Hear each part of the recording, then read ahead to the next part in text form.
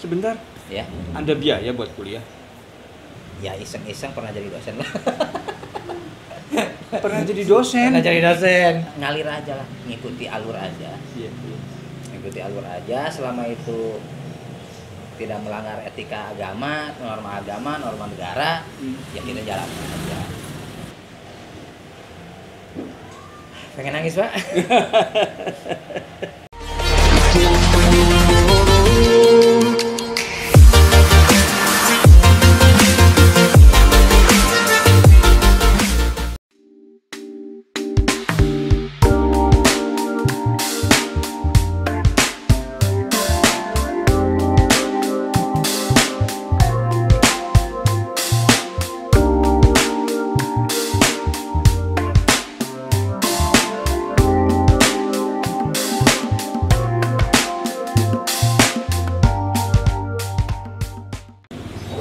Assalamualaikum warahmatullahi wabarakatuh, sahabat semuanya. Sekarang saya berada di satu tempat yang lumayan panas, yaitu di Geraha Melasti Lama, daerah Tambun, Kabupaten Bekasi. Saya sekarang sedang menemui seseorang yang insya Allah cerita-cerita beliau ini nanti akan menginspirasi kita semuanya. Jangan disangka, tak diduga, seorang sarjana, ya, sarjana agama beliau ini. Tapi kenapa kok kemudian beliau menjadi seorang yang mungkin begitu banyak orang yang menganggap sepele pekerjaan ini? Apa itu? Tukang las, tidak sembarang ngelas. Jadi ini sarjana yang ngelas ini, ya. Beliau adalah Cucu Senggawa. Sahabat, sekarang saya sudah berada di samping sarjana yang ngelas ini. Cucu Senggawa, selamat siang iya, ini. iya. Ya. Ini sekarang saya berada di galerinya, ya, di bengkelnya Bapak Cucu ini, ya.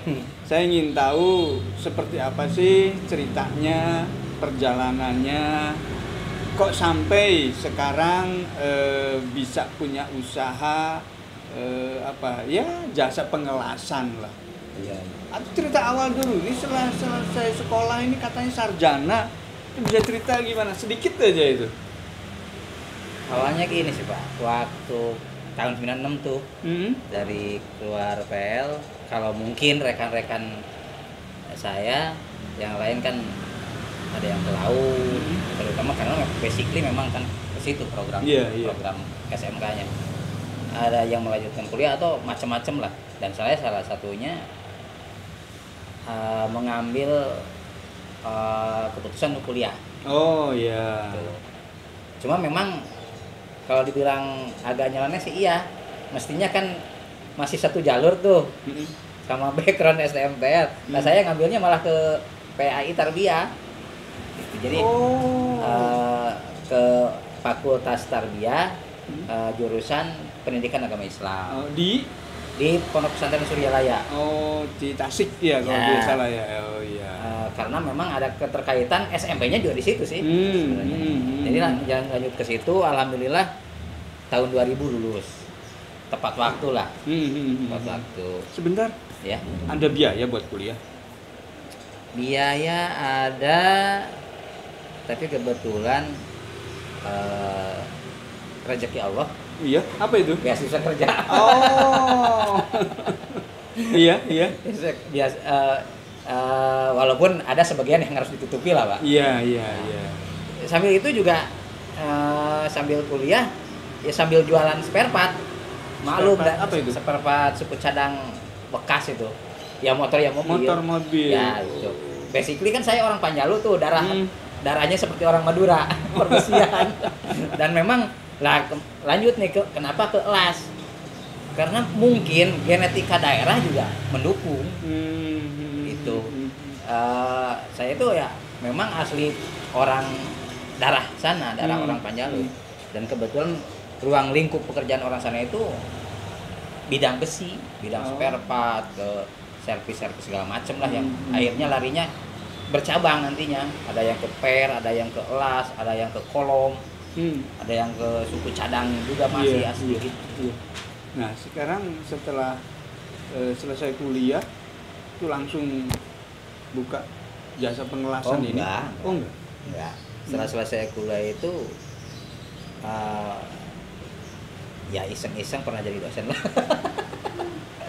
Pernah jadi dosen? Pernah jadi dosen 2 tahun. 2 tahun. Di daerah Banjar itu saya public relationship sama administrasi perkantoran. Cuma ya itu tadi kembali ke perjalanan Pak, dan apa ya? Rezekinya memang alur narasinya ya dari Allah seperti itu.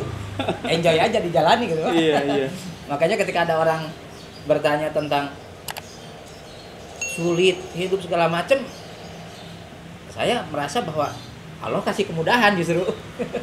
Iya. Ini di Tambun sudah berapa lama ini? Di Tambun ini baru buka 16 Juli tahun kemarin, Pak. Tahun kemarin. Jadi kalau sekarang sih Juli ketemu Juli, masuk November, setahun setengah lah. Tahun setengah. Sebelumnya di mana? Saya kerja di orang di Surabaya. Cuma ngelas juga? Ngelas juga. Oh. Jadi sebenarnya udah agak lama. Di mana itu? Di Surabaya. Surabaya. Benowo, dekat dengan Gelora Bung Tomo lah. Berapa lama di Surabaya? Itu sekitar kurang lebihnya 10 tahun. 10 tahun. Oh, udah cukup lah ya. Agak bangkotan juga. Punya basic, punya dasar yang kuat di jasa pengelasan ini. Nah sekarang kenapa kan banyak bidang-bidang yang lain kan? Tadi jual spare part atau kolom atau yang lainnya. Kenapa kok sekarang yang dijadikan target, yang difokuskan itu ke jasa pengelasan? Karena memang skill yang saya miliki, nah ini tanda kuncinya ini. Kemampuan yang saya miliki yang Allah kasih ternyata di bidang ini, yang spesifiknya, dan menghasilkan tentunya. Karena saya punya pencernaan, keluarga saya punya pencernaan, dan alhamdulillah tertutupi. Iya. Itu sih. Ditambah yang 10 tahun tadi ikut sama orang tadi.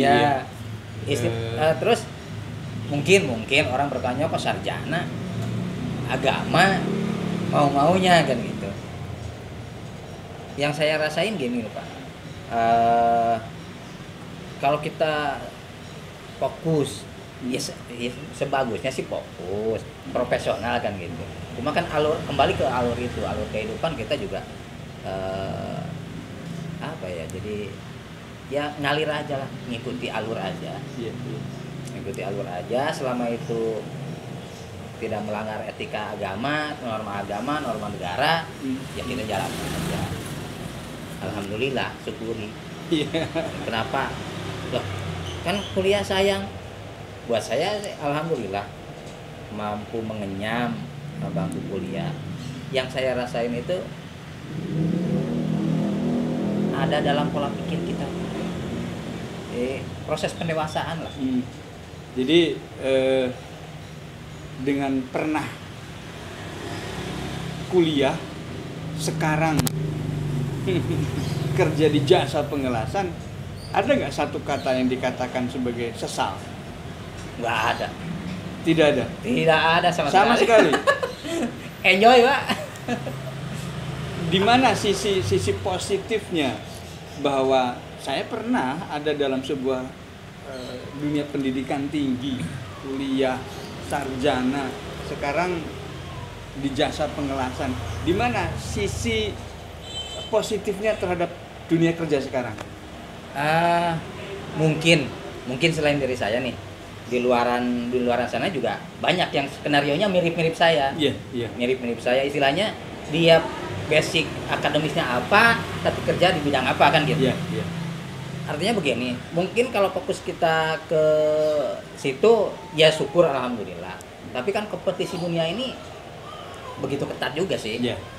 Istilahnya ya kita manfaatin peluang yang ada, yang kita jalani. Ternyata itu yang itu ya kita ikuti aja itu. Itu sih Pak, kalau saya menjadi nggak mempersulit diri lah. Idealis banget juga enggak. Tapi idealis harus ya. Idealis harus, tapi banget jangan. Iya. Soalnya apa-apa sekarang mahal. Yang berlebihan tidak baik, ya. Yang berlebihan tidak baik. Barangkali mungkin dari pembicaraan ini kan rekan-rekan lain tidak sependapat dan wajar juga sih. Iya. Wajar juga. Iya, Cucu. Ya. Menurutmu apa sih pengertian dari sukses itu? Mungkin tiap orang punya konsep, punya cara berpikir yang berbeda ya. Apakah sukses harus selalu beriringan identik dengan materi? Tergantung parameter orang mana sih? Itu. Ya sekarang menurutmu apa? Gitu. Kan bisa beda-beda kan? Ada yang mengatakan, oh sukses manakala saya punya secara materi A, B, C, D. Tapi mungkin saja orang lain, enggak, saya begini saya merasa sudah puas dan tanda kutip, saya merasa sukses dengan segala yang sekedarnya gitu. Sekarang menurutmu apa sih yang disebut dengan kata sukses itu? Kalau untuk situasi yang saya rasain, rasa syukur aja itu Pak dulu, bahwa Allah ngasih kemudahan dalam hidup saya dalam segala hal. Kalau toh ada dalam tanda petik kata orang kesulitan, yaitu kemampuan kita untuk memaksimalkan kemampuan kita, kekuatan kita, logika berpikir kita. Mampu nggak dia gitu keluar dari permasalahan tersebut? Itu sih. Cucu, tentu saja situasi kondisi tidak selamanya landai. Dia punya grafik naik, turun, kadang terjun bebas. Berharap tidak seperti itu. Mungkin yang sedikit bisa saya tanyakan adalah, pernah nggak menemui sesuatu yang dikatakan, dianggap sebagai wow, apakah ini kesulitan, atau diterjemahkan dengan kata yang lain, ini adalah sebuah ujian, cobaan dari Allah. Gimana itu? Untuk kondisi sekarang, terutama karena memang ini usaha baru rintis, baru 2 tahun jalan ya di sini. 1 tahun 6 bulan. 1 tahun 6 bulan tepatnya. Iya. Mungkin juga untuk rekan-rekan di luar yang bidang jasa atau dagang atau semacamnya, otomatis kan kendala utama itu nama kita belum diketahui banyak orang. Oh iya. Itu aja sih Pak. Kendalanya. Cuma alhamdulillah dengan itu yang tadi dibilang, mungkin orang bilang kesulitan ya. Dan kemungkinan akan ditemui oleh setiap orang yang baru merintis seperti itu. Cuma kan pemikiran saya, ya ini kan keahlian saya di sini. Mau hitam mau apapun itu kondisinya ya mesti dilewati. Harus, tidak bisa dihindari. Jangan dihindari resiko dari sebuah konsep berpikir, pengambilan keputusan ini yang sedang saya lakukan. Di sini, di wilayah Tambun ini 1,5 tahun, taruhlah 6 bulan ke belakang, ada nggak dalam 1 bulan tidak ada order? Alhamdulillah ada terus. Alhamdulillah ada terus. Ada terus. Ada. Ini kan jasa pengelasan ini kan kadang-kadang ya kita harus menyadari betul bahwa ini ada polusi nih. Dengan polusi suara barangkali. Ada nggak orang sekitar atau siapalah yang di sekitar tempat ini yang merasa terganggu? Sampai 18 bulan ini alhamdulillah sih Pak, kebetulan ini lingkupnya orang-orang kerja juga. Jadi sudah terbiasa dengan situasi kerja. Sampai detik ini alhamdulillah nggak ada komplain. Tidak ada komplain dari orang sekitar. Berarti kan itu kan salah satu bentuk support juga bagi kita di sini untuk terus melakukan pekerjaannya kan. Itu satu. Kemudian ya sikap kita juga terhadap tetangga. Iya, betul. Bagaimana kita berkomunikasi, minimal tegur sapa, walaupun nggak memberi kasarannya, minimal tegur sapa, mencairkan suasana, itu enak. Ya, berarti tiap bulan ada saja ini rahasia Allah ini kan nggak ketemu lah ini yang tadi secara matematis sih nggak ketemu, apalagi COVID nih. Iya, apalagi COVID begini kan. Iya, barangkali ada pesan-pesan yang disampaikan untuk sahabat-sahabat channel Pak Denung di ujung sana, silakan. Semua usaha juga pasti ada resiko, ada pasang surut. Yang utama sih tetap bersyukur, apalagi spesifikasi keahlian kita di bidang masing-masing. Secara lahiriah kita hidup dari situ, secara lahiriahnya wasilah. Lah tekuni aja terus. Toh Allah memberikan solusi. Istilahnya ketika Allah memberikan kesempitan, pasti Allah ngasih keluasan. Cuma jangan terpaku di teori itu, harus ada realisasi pelaksanaan. Dan barangkali mudah-mudahan tidak termasuk riya, mudah-mudahan bisa mengetuk nurani rekan-rekan ya yang mungkin masih dalam perjalanan lah Pak. Setiap kita punya penghasilan berapapun itu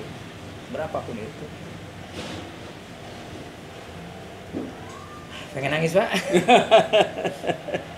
Sisihkan aja 2,5.